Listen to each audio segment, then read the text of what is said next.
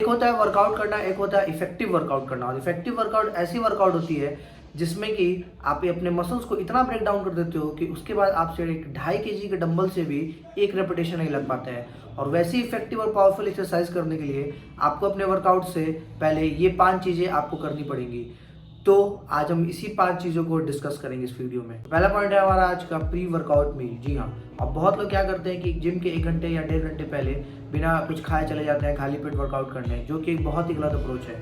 हालांकि आप जो प्री वर्कआउट मील में खाते हो उससे आपको एनर्जी नहीं मिलती है। जी हाँ, बहुत लोगों को लगता है कि जो वो ब्राउन ब्रेड या पीनट बटर खा के जा रहे हैं या फिर ओट्स जो भी खा के जा रहे हैं वही आपको एनर्जी देती है। आप 1 घंटे के बाद तब आप वो करते हो। जी नहीं, डाइजेशन जो प्रोसेस होती है वो थोड़ी सी लंबी होती है। आपको एनर्जी आपके जिम में जो आपने ब्रेकफास्ट में या लंच में खाया होता है उससे मिलती है, ना कि आप जो प्री वर्कआउट में लेते हो उससे मिलती है। Okay, so pre workout meal तब हमें क्यों लेना चाहिए? इसलिए लेना चाहिए ताकि आपको वर्कआउट के दौरान भूख ना लगे और आपका जो हंगर टैंक है वो हमेशा फुलफिल रहे। इसीलिए हम लोग प्री वर्कआउट मील लेते हैं। ओके, तो पहला पॉइंट है हमारा ये। अब एक और बात, बहुत लोगों के पास क्या होती है कि टाइम नहीं होता है। वो लोग अपने लंच कॉलेज से आते हैं या फिर आप ऑफिस से आते हो, आपके पास टाइम नहीं बचता है। आपके 1 घंटे का आपके पास टाइम रहता है, तो आप सोचते हो कि या फिर आधे घंटे का ही टाइम रहता है, आप सोचते हो कि अब बिना खाए चल जाए जिम में। ऐसा नहीं करना चाहिए। आप लोगों को उस टाइम भी कुछ खा के जाना चाहिए। हाँ, हैवी आप ना खा के जाओ, उसके जगह पे आप कोई लाइट चीज़ें ले लो। जैसे कि आप 3 एग वाइट्स और 1 होल एग का ऑमलेट बना के खा सकते हो सिर्फ,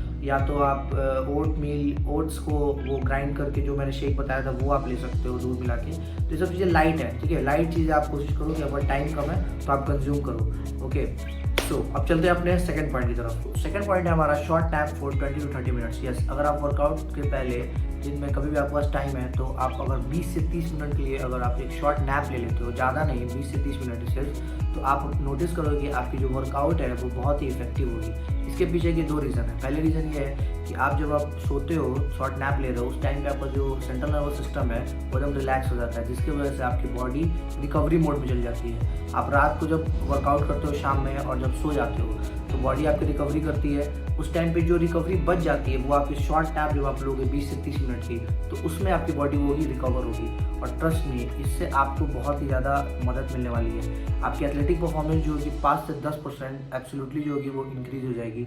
बहुत सारे पावर लिफ्टर, वेट लिफ्टर और प्रोफेशनल जो होते हैं वो इस टेक्निक का यूज़ करते हैं और शॉर्ट नैप लेते हैं अपने वर्कआउट से, ताकि वो क्या करते हैं, एक ईजी से ईजी अपने हेवी से हेवी जो गोल है उनको लिफ्ट करना वो ईजिली उठा पाए।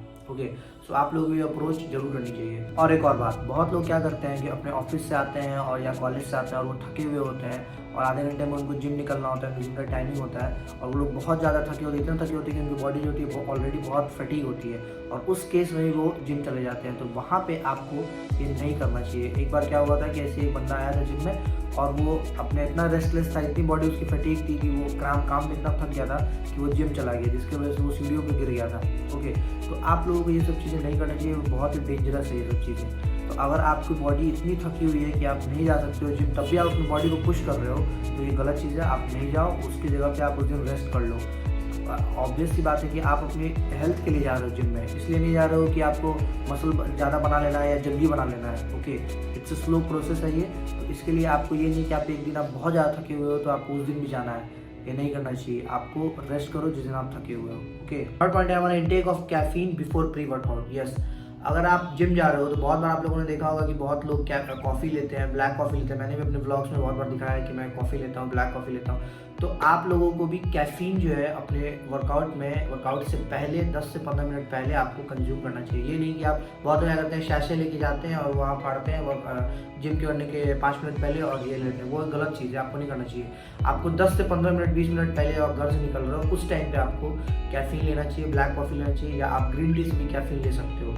कैफ़ीन जनरली हमारे बॉडी में जब जाता है तो हमारे ब्रेन में सेंट्रल नर्वस सिस्टम जो होती है उसको मैसेज पहुंचाता है कि उसकी वजह से हमारे मसल्स जो होते हैं वो तुरंत एक्टिवेट हो जाते हैं, हमें फ्रेश फील होने लगता है। और कैफ़ीन जो होता है वो बहुत ही फोकस आपको रखता है अपने वर्कआउट के दौरान, जिसकी वजह से आपको बहुत ही परफॉर्मेंस जो आप जो भी देने वाले हो वर्कआउट में, आपको बहुत ही अच्छे से परफॉर्म कर पाओगे आप कोई भी वर्कआउट। ओके, अब बहुत लोग क्या करते हैं कि प्री वर्कआउट लेते हैं। प्री वर्कआउट जो होती है उसमें बहुत ज़्यादा कैफीन होती है, तो आप ले सकते हो, वो गलत अप्रोच नहीं है। बट आपको अगर आप रात में ये वर्कआउट कर रहे हो, या आप कोई ऐसी वर्कआउट कर रहे हो बाइसेप्स के ट्राइसेप्स की एक्सरसाइज, उसमें आपको प्री वर्कआउट लेने की मुझे नहीं लगता है कि ज़रूरत है। और आपको हेवी जाना है, एकदम हेवी जाना है, आपको 110 किलो 150 किलो आपको मारना है बेंच प्रेस, या फिर आपको 200 250 डेडलिफ्ट मारनी है, उस टाइम पे आपको प्री वर्कआउट की ज़रूरत पड़ सकती है। बट ऐसे यूजुअली आपको एडिक्टेड होने की ज़रूरत नहीं है प्री वर्कआउट से। बहुत लोग एडिक्टेड हो जाते हैं और वो लोग रात में ले लेते हैं प्री वर्कआउट। जैसे कि आप 6-7 बजे जिम करने जा रहे हो, आप उस टाइम पे प्री वर्कआउट ले लिए, आपको रात में नींद आने में प्रॉब्लम होगी। हो सकता है कि आपको अभी ना हो रहा हो, लेकिन लॉन्ग टाइम के बाद आपको हो सकता है कि प्रॉब्लम होने लगे। अगर आप ले भी रहे हो तो आप वर्कआउट सुबह में कर रहे हो तो आप लो। अगर आप 10-11 बजे या फिर आप 8-9 बजे जाते हो जिम पे, उस टाइम पे आप प्री वर्कआउट ले रहे हो तो वो ठीक है, वो आपकी रात होते होते कैफीन इंटेक धीरे धीरे कम हो जाएगा आपका। बट अगर आप रात में वर्कआउट करते हो 6 बजे 7 बजे या फिर जब भी 8 बजे करते हो, उस टाइम पे आप प्री वर्कआउट ले रहे हो तो वो आपके लिए डेंजरस अप्रोच है। आगे चल के आपकी जो नींद होगी आपको नहीं आएगी, और नींद नहीं आएगी इसकी वजह से आपकी मसल जो होगी रिकवर नहीं होगी। जब मसल रिकवर नहीं होगी तो बिल्ड कैसी होगी मसल आपकी, खुद सोचो। इसीलिए आपको कैफीन कोशिश करनी चाहिए, ब्लैक कॉफ़ी या फिर कॉफ़ी से ले सकते हो या फिर ग्रीन टी से ले सकते हो, इन सब चीज़ें लेना चाहिए। फोर्थ पॉइंट है हमारा प्लान योर वर्कआउट। ओके, सो बहुत लोग ये क्या करते हैं कि जिम चले जाते हैं और जो भी भैया या फिर जो भी ट्रेनर जो होते हैं वो जिम में वर्कआउट करते रहते हैं, उनका देख के वो लोग सेम वर्कआउट लगाने लगते हैं। तो ऐसा आप लोगों को बिल्कुल नहीं करना चाहिए। आप लोगों को अपने वर्कआउट प्लान्स जो हैं वो घर से बना के जाना चाहिए कि यस, मुझे अगर आज चेस्ट प्रेस मारने हैं डंबल से तो मैं आज 20 kg से स्टार्ट करूँगा, 4 सेट लगाऊंगा और 35 तक जाऊँगा, 35 से मैं 10 रैप या 12 रैप लगाऊंगा। इससे आपको क्या होता है कि आपको एक माइंड में सेट रहेगा कि हाँ मुझे यहाँ तक जाना है, आप फोकस रहोगे अपने गोल की तरफ।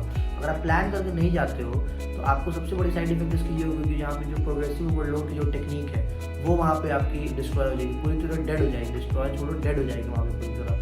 क्योंकि प्रोग्रेसिव ओवरलोड आपको तभी याद रहेगी जब आप पिछले वर्कआउट जो है आप अपना सेट करके रखोगे कि पिछले वर्कआउट में मैंने कितने वेट से कितना रेप्स लिफ्ट किया था, उसके बाद ही तो आप अपने प्रोग्रेस करोगे लोड को। जैसे कि आप 20 kg इस वीक मार रहे हो, 20 kg से आपने 8 रेप्स निकाले, तो आपको याद आना चाहिए कि हाँ मैंने 20 kg से आज 8 रेप्स मारे हैं, उसके बाद मैं 25 से मारूंगा 8 रेप्स या 10 रेप जो भी मारना है वो मैं मारूंगा। तो आपको ये चीज़ याद रहेगी। इसलिए आपको वर्कआउट जो हमेशा अपने प्लान करके घर से जाना चाहिए, ना कि आपको दूसरों को देख के करना चाहिए। ओके, फिफ्थ पॉइंट है हमारा do warm up before workout. Yes, बहुत लोगों को वार्म अप और स्ट्रेचिंग में अंतर नहीं पता होता है। वो लोग क्या करते हैं, वर्कआउट के स्टार्टिंग में स्ट्रेचिंग करने लगते हैं, वो भी स्टैटिक स्ट्रेचिंग में जैसे कि आप ये करते हो बाइसेप्स के लिए, ये सब आप करते हो, तो ये सब चीज़ें होती हैं वो आपकी वार्म अप में नहीं काउंट होती है। ये सब चीज़ें आपके स्ट्रेचिंग्स हैं, और स्ट्रेचिंग जो है आपको वर्कआउट के बाद करनी होती है, ना कि पहले। स्ट्रेचिंग करने से क्या होता है कि आपके मसल्स जो होते हैं वो रिलैक्स हो जाते हैं। तो अगर आप वर्कआउट के पहले स्ट्रेचिंग करने लगोगे तो मसल्स आपके रिलैक्स हो जाएंगे, तो आप कैसे वर्कआउट कर पाओगे? फिर आपको वहाँ पे मसल्स पे जो टेंशन होगी वो मिलेगी ही नहीं, ब्लड फ्लो बढ़ेगा ही नहीं वहाँ पे। तो वार्म अप ऐसी करनी चाहिए जिससे कि आपका मसल्स में जो एक्टिवेट हो, ना कि रिलैक्स हो, और वहाँ पे ब्लड फ्लो जो इंक्रीज हो। तो वर्कआउट से पहले आपको मोबिलिटी एक्सरसाइजेज जैसे कि डंबल से आप ये कर सकते हो, या बहुत सारी आप जो सपाट जिसको कहते हैं वो लगा सकते हो, पुशअप लगा सकते हो। ये सब चीज़ें वार्म अप है। वार्म अप सेट की मैं बात नहीं कर रहा हूँ। वार्म अप सेट अलग होती है कि आप वर्कआउट के पहले जो आपका जो एक प्लेट्स लगा के जो आप वार्म अप करते हो, वो मैं नहीं कर रहा हूँ। फ्री हैंड वार्म अप्स हो गए, या फिर आप मोबिलिटी एक्सरसाइजेज हो गए, या रोटेटर काफ्स को आपको ये करना है, ट्रेन वार्म करना है, ये सब के लिए, ताकि इंजरीज आपकी ना हो, ताकि आपके जितने भी मसल्स हैं उसको एक्टिवेट हो जाए। ओके, तो बहुत लोग क्या करते हैं कि स्ट्रेचिंग पहले कर लेते हैं। कभी भी आपको वार्म अप पहले करना चाहिए, और यस, स्ट्रेचिंग करना आप लास्ट में ना भूलें। जितना ही वार्म अप इंपॉर्टेंट है उतना ही स्ट्रेचिंग भी इंपॉर्टेंट है, तो आपको दोनों ही करनी चाहिए, तभी आपको 100% रिजल्ट्स मिलेंगे। So that's it for today, और आज की वीडियो यही थी। आप लोगों को अच्छी लगे हो तो कमेंट कर देना, और कमेंट ज़रूर करके जाना, क्योंकि कमेंट से मोटिवेशन मिलता है मुझे और भी वीडियोस बनाने का। ओके, और कमेंट करना आपको और भी किस टाइप की वीडियोस या फिर कौन से टॉपिक्स रिलेटेड आपको कन्फ्यूज़न है, वो मैं अगली वीडियो में बना दूँगा। ओके, सो बाय बाय।